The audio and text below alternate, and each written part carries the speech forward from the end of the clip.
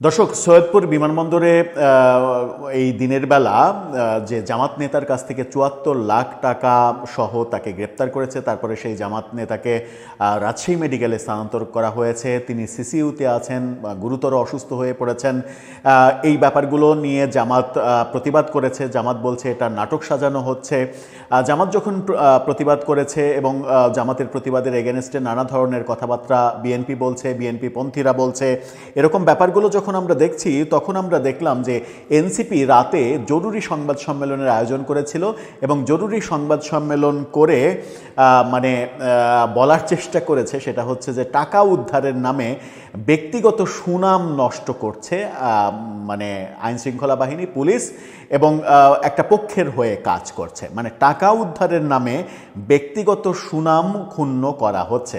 জামাত নেতাদের বিরুদ্ধে যে অভিযোগ করা হচ্ছে সেই অভিযোগের প্রেক্ষিতে এনসিপির মুখপাত্র আসিফ মাহমুদ সজীব ভুঁইয়া এই সুন্দর উক্তিটি করেছেন। চলুন একটু জেনে দেখি তার মূল বক্তব্যটা কি, তিনি কি বলতে চাইলেন এবং জামাত নেতার ওই টাকা উদ্ধার এবং প্রাসঙ্গিক অন্যান্য বিষয়ে আর কি কি ব্যাপার আসলো।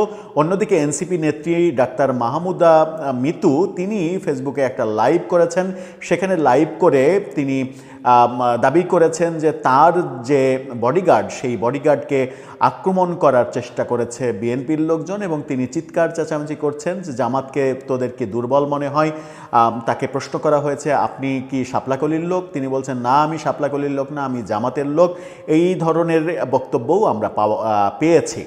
চলুন একটু আলোচনা করে বোঝার চেষ্টা করি নির্বাচনের আগের রাতটা কতটা আতঙ্কের রাতে পরিণত হতে চলেছে। থাকবেন পলিটিক্স টিভির নিয়মিত আয়োজনে।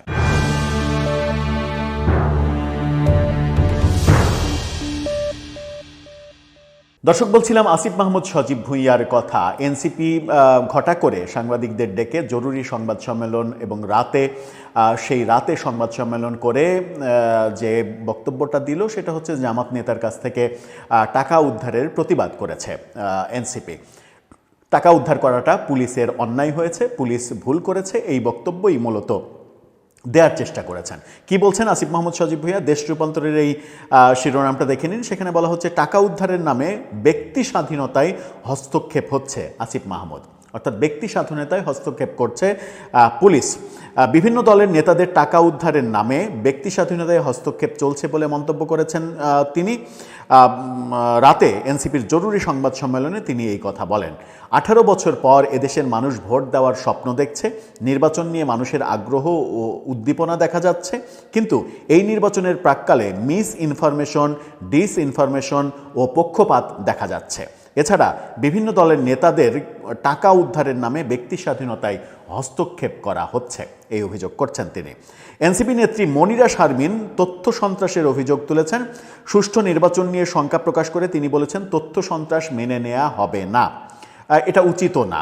মূলধারার গণমাধ্যম বিএনপির প্রোপাগান্ডা প্রচার করছে বলে অভিযোগ করেন তিনি। এ সময় ভোটারদের নিরাপত্তা চান মনিরা শারমিন, অর্থাৎ বিএনপির বিএনপির হয়ে কথা বলছে মিডিয়া, এই অভিযোগ তিনি করেছেন। যেটা আমার কাছেও কিছুটা মনে হয়েছে যে নির্বাচনের আগের দিন এসে এবং নির্বাচনের আরও স্পেসিফিকভাবে বললে আগের রাতে এসে কিংবা আগের দিনে এসে মিডিয়াকে মনে হচ্ছে এতদিন মিডিয়া জামাত ইসলাম এবং এনসিপিকে যে সাপোর্টটা দিয়ে এসেছে সেখান থেকে মিডিয়া ইউটার্ন করেছে।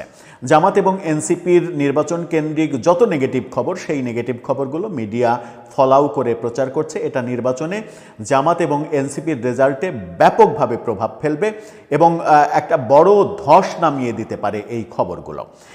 যখন আসিফ মাহমুদ সজীব ভুঁইয়া বলছেন যে এটা ব্যক্তি স্বাধীনতায় হস্তক্ষেপ, অর্থাৎ সৈয়দপুরে যে জামাত নেতার কাছ থেকে ৭৪ লাখ টাকা উদ্ধার করা হয়েছে, সেই ব্যাপারে তিনি এই মন্তব্যটা যখন করছেন, তখন আমরা চলুন একটু সাংবাদিক জুলকার নায়ের শায়েরের একটা ফেসবুক পোস্ট দেখে আসি। আল জাজিরার এই অনুসন্ধানী সাংবাদিক তিনি ফেসবুক পোস্টে ওই জামাত নেতার আয়কর রিটার্নের কাগজ ফাঁস করে দিয়েছেন। আয়কর রিটার্নের কাগজ ফাঁস করে দিয়ে তিনি একটা ফেসবুক পোস্ট করেছেন। পোস্ট করে এই পোস্টটা দেখে নিন। সেই পোস্টে তিনি যেটা দাবি করছেন সেটা হচ্ছে যে আয়কর রিটার্নে দেখা গেছে তার মানে বার্ষিক ইনকাম 4 লাখ টাকার কিছু বেশি। চলুন একটু তিনি পোস্টে কি লিখেছেন সেটা দেখে নিই, তাহলেই বোঝা যাবে।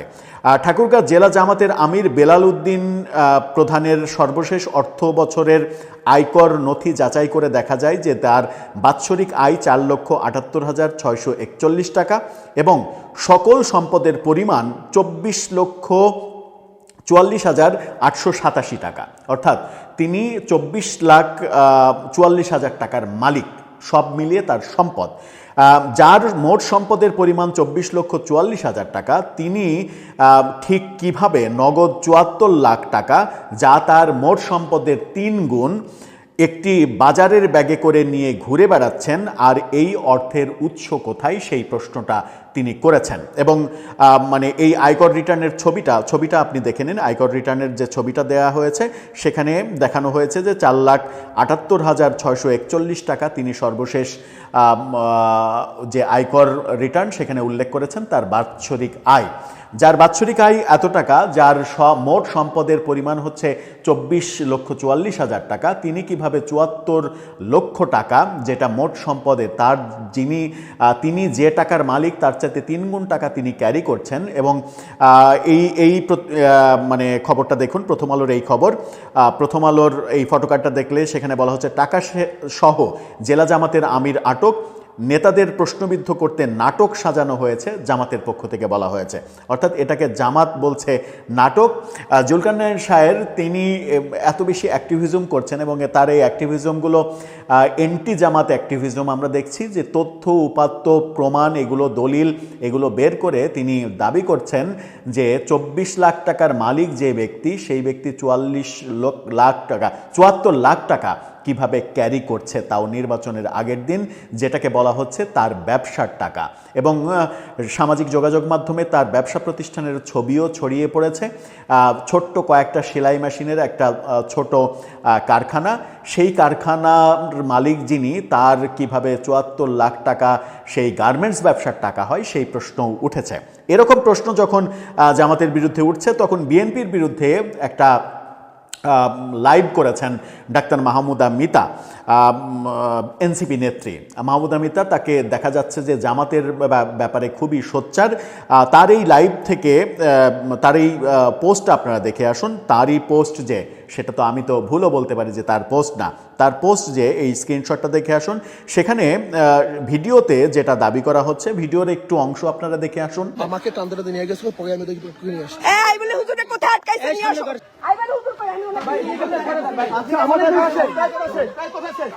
সেই ভিডিওতে দাবি করা হচ্ছে যে তার যে মানে বডিগার্ড, সেই বডিগার্ডকে আক্রমণ করেছে বিএনপির লোকজন এবং তিনি চিৎকার করে বলছেন যে জামাতকে এত দুর্বল মনে হয় তোদের, জামাত দেখিয়ে দিবে জামাত কি, এরকম কথা বলেছেন তিনি এবং চিৎকার চেঁচামেচি করছেন। এবং তাকে প্রশ্ন করা হয়েছিল যে আপনি কি শাপলাগলির লোক? তখন বলেছেন না, আমি জামাতের লোক না। আমি নিশ্চিত নই যে তিনি ঠিক কোন নির্বাচনী আসন থেকে এই লাইভটা করেছেন, তবে সেটা মানে জামাতের আসন, জামাতের নির্বাচন করা আসন, সেটা বোঝাই যাচ্ছে। সেই কারণে তিনি দাবি করছেন যে আমি জামাতের লোক। তার মানে বিএনপির বিরুদ্ধেও একটা অভিযোগ আসছে। এনসিপির নেত্রীর লাইভ থেকে বোঝা যাচ্ছে যে বিএনপির বিরুদ্ধেও অভিযোগ আসছে। এই অভিযোগ পাল্টা অভিযোগের মধ্যে জুলকারনাইন সাহেরের এই প্রমাণ দলিল মানে উপস্থাপন এবং আসিফ মাহমুদ সজীব ভুঁইয়ার বক্তব্য যে এটা ব্যক্তি স্বাধীনতায় হস্তক্ষেপ করা হচ্ছে, এই দুইটার মধ্যে আমরা অনেক ফারাক দেখছি, আকাশ এবং পাতাল ফারাক।